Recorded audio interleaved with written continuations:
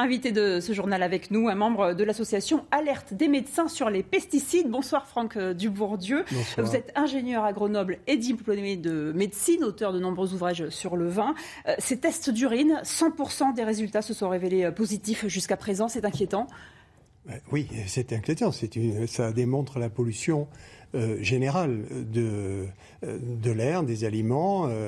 Et les effets sur la santé et la santé des vignerons sont-ils prouvés? Bien sûr, quelle maladie ils sont génèrent? démontrés depuis longtemps, puisque dans la controverse sur le glyphosate, le CIRC a démontré qu'il était cancérigène probable.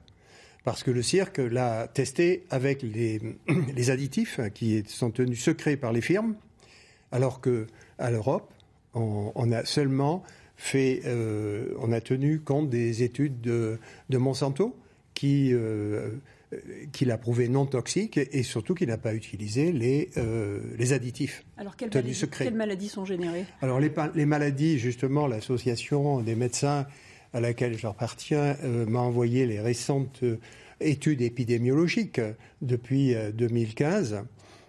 On a confirmé l'effet génotoxique sur plusieurs générations, c'est-à-dire que ça se reporte sur les enfants. Et ensuite, l'augmentation de cancers graves, des lymphomes, plusieurs types de lymphomes et de myélome, jusqu'à 85% de plus par rapport à la population normale. Alors pourquoi on a si peu de conversion en bio alors que ces effets sont néfastes et sont prouvés? D'abord parce que la conversion est difficile sur le plan technique et sur le plan financier.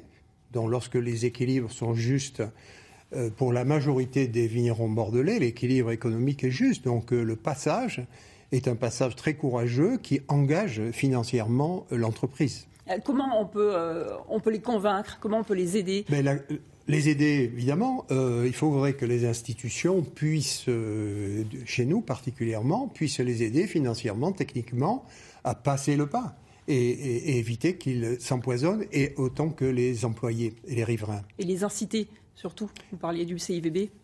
Je parle des institutions, oui, parce qu'on fait des actions pour l'environnement, mais la seule action qui soit valable, c'est la certification bio qui affirme qu'il n'y a pas eu utilisation de produits dangereux. Merci beaucoup Franck Dubourdieu d'être venu jusqu'à chez nous et merci pour cet éclairage sur l'utilisation des pesticides dans le vignoble bordelais. Merci beaucoup.